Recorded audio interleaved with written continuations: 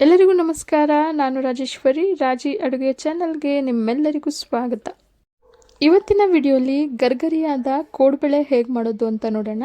ತುಂಬಾ ಸುಲಭವಾಗಿ ಬೇಕರಿಗಳಲ್ಲಿ ಮಾಡೋ ಹಾಗೇನೆ ಮನೆಯಲ್ಲೇ ಈ ಗರ್ಗರಿಯಾದ ಕೋಡ್ಬಳೆಗಳನ್ನು ಮಾಡ್ಕೋಬಹುದು. ಬನ್ನಿ ಈಗ ಹೇಗೆ ಮಾಡೋದು ಅಂತ ನೋಡೋಣ. ಈ ರುಚಿಯಾದ ಕೋಡ್ಬಳೆ ಮಾಡೋದಕ್ಕೆ ಮೊದಲು ನಾನಿಲ್ಲಿ ಮಿಕ್ಸಿ ಜಾರ್ಗೆ 1/4 ಕಪ್ಪಷ್ಟು ಹುರ್ಗಡ್ಲೆಯನ್ನು ಸೇರಿಸಿ ನೈಸಾಗಿ ಪುಡಿ ಮಾಡ್ಕೊಳ್ತಾ ಇದ್ದೀನಿ. ಈಗ ಈ ಹುರ್ಗಡ್ಲೆ ಪುಡಿಗೆನೆ 5 ಒಣಮೆಣಸಿನ್ಕಾಯಿನ ಸೇರಿಸ್ಕೊಳ್ತಾ ಇದ್ದೀನಿ. ನಂತರ 1/4 ಕಪ್ಪಷ್ಟು ಒಣಕೊಬ್ಬರಿಯನ್ನು ಸೇರಿಸ್ಕೊಳ್ತಾ ಇದ್ದೀನಿ. ನಂತರ ಸ್ವಲ್ಪ ಕರಿಬೇವನ್ನು ಸೇರಿಸಿ ನೈಸಾಗಿ ರುಬ್ಕೊಂಡಿದ್ದೀನಿ. ಒಣಮೆಣಸಿನ್ಕಾಯಿ ಬದಲಿಗೆ ಖಾರದ ಪುಡಿಯನ್ನು ಕೂಡ ಸೇರಿಸ್ಕೋಬಹುದು.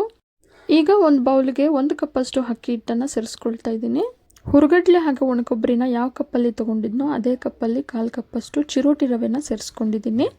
ಈಗ ಮೊದಲೇ ರುಬ್ಬಿಟ್ಕೊಂಡಿರೋ ಹುರ್ಗಡ್ಲೆ ಒಣಮೆಣಸಿನ್ಕಾಯಿ ಒಣಕೊಬ್ಬರಿ ಹಾಗೆ ಕರಿಬೇವು ಪುಡಿಯನ್ನು ಸೇರಿಸ್ಕೊಳ್ಳೋಣ. 1 ಟೀ ಸ್ಪೂನಷ್ಟು ಜೀರಿಗೆ, ರುಚಿಗೆ ತಕ್ಕಷ್ಟು ಉಪ್ಪನ್ನು ಸೇರಿಸ್ಕೊಳ್ತಾ ಇದ್ದೀನಿ. ನಂತರ ಸ್ವಲ್ಪ ಹಿಂಗನ್ನು ಸೇರಿಸಿ 2 ಟೇಬಲ್ ಸ್ಪೂನಷ್ಟು ಬಿಸಿ ಎಣ್ಣೆನ ಸೇರಿಸ್ಕೊಳ್ತಾ ಇದ್ದೀನಿ. ಎಣ್ಣೆ ಬಿಸಿ ಇರೋದ್ರಿಂದ ಮೊದಲು ಸ್ಪೂನಲ್ಲೇ ಸ್ವಲ್ಪ ಮಿಕ್ಸ್ ಮಾಡ್ಕೊಳ್ಳೋಣ. ಎಣ್ಣೆ ಸ್ವಲ್ಪ ತಣ್ಣಗಾಗ್ತಿದ್ದಾಗೆ ಕೈಯಲ್ಲೇ ಚೆನ್ನಾಗಿ ಮಿಕ್ಸ್ ಮಾಡ್ಕೊಳ್ಳೋಣ. ಎಣ್ಣೆ ಎಲ್ಲ ಹಿಟ್ಟು ಜೊತೆಗೆ ಚೆನ್ನಾಗಿ ಬೆರೆಯೋ ಹಾಗೆ ಮಿಕ್ಸ್ ಮಾಡ್ಕೋಬೇಕು. ಹಿಟ್ಟು ನೋಡಿ ಈ ರೀತಿ ಉಂಡೆ ಕಟ್ಟೋ ರೀತಿ ಇರಬೇಕು. ಒಂದು ವೇಳೆ ಈ ರೀತಿ ಉಂಡೆ ಕಟ್ಟೋಕ್ಕಾಗ್ತಿಲ್ಲ ಅಂತಂದರೆ ಇನ್ನೂ ಸ್ವಲ್ಪ ಬಿಸಿ ಎಣ್ಣೆನ ಸೇರಿಸಿ ಚೆನ್ನಾಗಿ ಮಿಕ್ಸ್ ಮಾಡ್ಕೊಳ್ಳಿ. ಈಗ ಇದಕ್ಕೆ ಸ್ವಲ್ಪನೇ ನೀರನ್ನು ಸೇರಿಸ್ಕೊಳ್ತಾ ತೀರ ತೆಳುವಾಗೂ ಅಲ್ಲದೆ ತೀರ ಗಟ್ಟಿಯಾಗೂ ಅಲ್ಲದೆ ಚಪಾತಿ ಹಿಟ್ಟಿನ ಹದಕ್ಕಿಂತ ಸ್ವಲ್ಪ ಗಟ್ಟಿಯಾಗಿ ಇರೋ ಹಾಗೆ ಮಿಕ್ಸ್ ಮಾಡ್ಕೋಬೇಕು.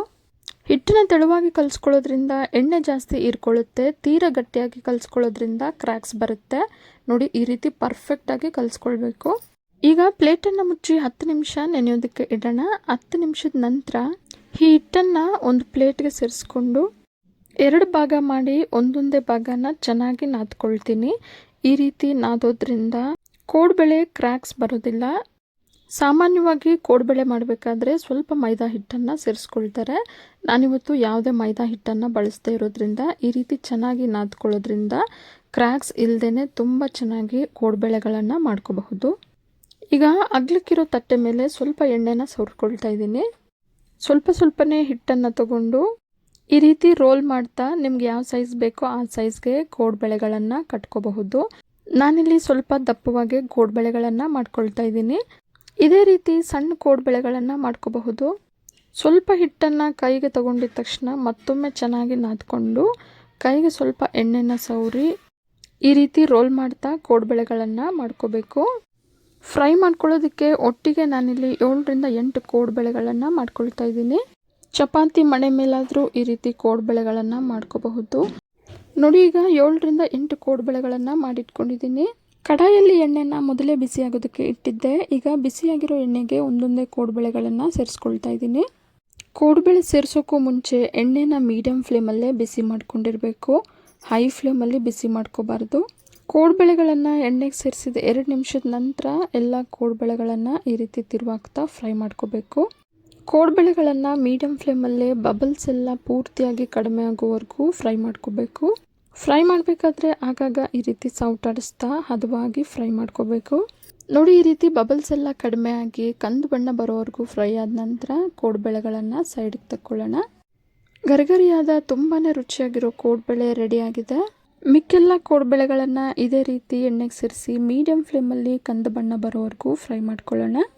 ಎಣ್ಣೆಗೆ ಎಷ್ಟು ಹಿಡಿಸುತ್ತೋ ಅಷ್ಟೇ ಕೋಡ್ಬಳೆಗಳನ್ನು ಸೇರಿಸಿ ಫ್ರೈ ಮಾಡ್ಕೋಬೇಕು. ತುಂಬ ಕೋಡ್ಬಳೆಗಳನ್ನು ಒಟ್ಟಿಗೆ ಎಣ್ಣೆಗೆ ಸೇರಿಸಿ ಬೇಯಿಸೋದ್ರಿಂದ ಒಳಗಿಂದ ಗರ್ಗರಿಯಾಗಿ ಚೆನ್ನಾಗಿ ಬೇಯೋದಿಲ್ಲ. ಹಾಗಾಗಿ ಎಣ್ಣೆಗೆ ಎಷ್ಟು ಹಿಡಿಸುತ್ತೋ ಅಷ್ಟೇ ಕೋಡ್ಬಳೆಗಳನ್ನು ಸೇರಿಸಿ ಚೆನ್ನಾಗಿ ಫ್ರೈ ಮಾಡ್ಕೋಬೇಕು.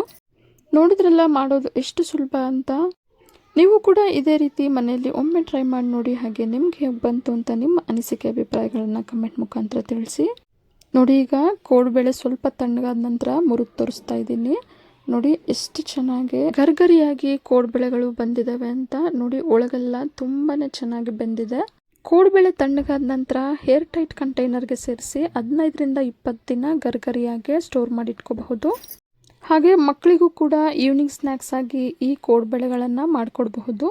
ಸಣ್ಣ ಮಕ್ಕಳಿಂದ ಹಿಡಿದು ದೊಡ್ಡೋರ್ವರೆಗೂ ತುಂಬಾ ಇಷ್ಟಪಟ್ಟು ತಿನ್ನುವಂಥ ಗರ್ಗರಿಯಾದ ಕೋಡ್ಬಳೆ ನಿಮಗೆಲ್ಲ ಇಷ್ಟ ಆಗಿದೆ ಅಂದ್ಕೊಂಡಿದ್ದೀನಿ.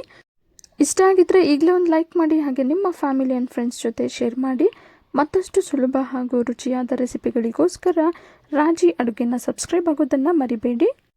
ಮತ್ತೊಂದು ರುಚಿಯಾದ ರೆಸಿಪಿಯೊಂದಿಗೆ ಮುಂದಿನ ವಿಡಿಯೋದಲ್ಲಿ ಸಿಗೋಣ.